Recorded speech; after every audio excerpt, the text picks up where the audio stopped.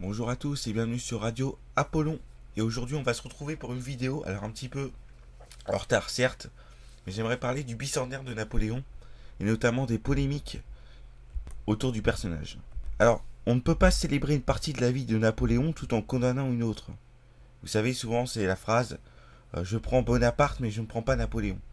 Tout ça ne rime à rien. Napoléon et Bonaparte. Ils sont indissociables.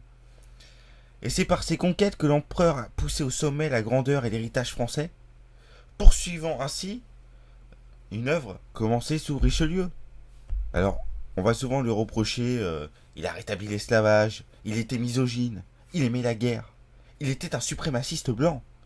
Les polémiques autour du bicentenaire sont plus révélatrices finalement des obsessions et de la médiocrité de notre époque que de la postérité de l'empereur. Ce qu'il faut savoir, c'est qu'au XIXe siècle, les républicains lui reprochaient d'avoir mis fin à la Révolution et d'avoir tordu le cou aux libertés, tandis que les monarchistes lui faisaient grève d'avoir, par ses conquêtes, éveillé le nationalisme allemand. Finalement, on pourrait dire que Napoléon est une jauge à partir duquel on peut juger un peuple et une civilisation. Les Russes, les Chinois, les Anglais l'admirent parce qu'ils savent ce que c'est le patriotisme et la grandeur.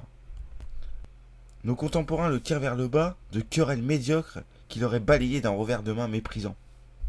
Finalement, Napoléon vaut beaucoup plus que ça. Et comme le disait Nietzsche, Napoléon est la synthèse de l'inhumain et du surhumain. Le plus grand drame pour lui et pour la France n'est pas ce qu'on dénonce, mais c'est d'avoir perdu. Son échec final est celui de la France, conçue comme puissance globale à l'échelle du monde, qui advenait. C'est-à-dire finalement le nôtre, celui des géants, qu'il fut le seul à son époque à voir venir. Vous savez, Madame de Staël, qui l'appréciait pas forcément, disait de lui qu'il était hors norme. Elle disait qu'il y avait des gens très intelligents au XVIIIe siècle, mais que lui faisait partie d'une autre catégorie. Napoléon disait lui-même, de Clovis au comité de salut public, j'assume tout. Eh bien c'est ça. Il faut prendre le meilleur et le pire de l'Empire. Car finalement, son empire n'est rien d'autre que la grande nation, comme disaient alors avec crainte et admiration les Allemands. L'empire napoléonien n'est rien d'autre qu'un retour à l'empire carolingien, qui lui-même est un retour au rêve millénaire de l'empire romain.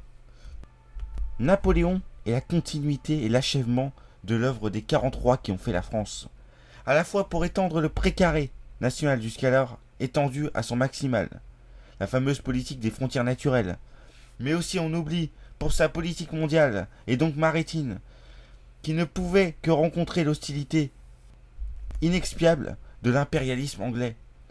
On veut l'oublier, mais les guerres de Napoléon achèvent un cycle commencé en 1680 sous Louis XIV, que les historiens anglo-saxons définissent comme une nouvelle guerre de 100 ans. On veut oublier que sous Louis XV, comme sous le Directoire, les projets de descendre en Angleterre furent légion. On veut oublier, car Napoléon symbolise la volonté hégémonique de la France en Europe, que depuis le départ du général de Gaulle, nos présidents ont piteusement abandonné. Alors on pourrait rentrer dans les débats incessants, expliquer l'esclavage, le code civil ou la géopolitique des guerres napoléoniennes, qui a conduit à 1 million de morts et non pas, comme on l'entend souvent, 5 millions.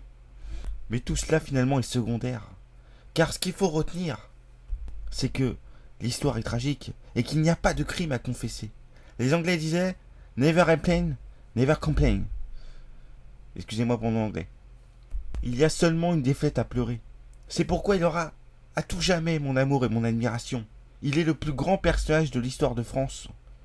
Bien sûr, vive l'empereur et vive Napoléon.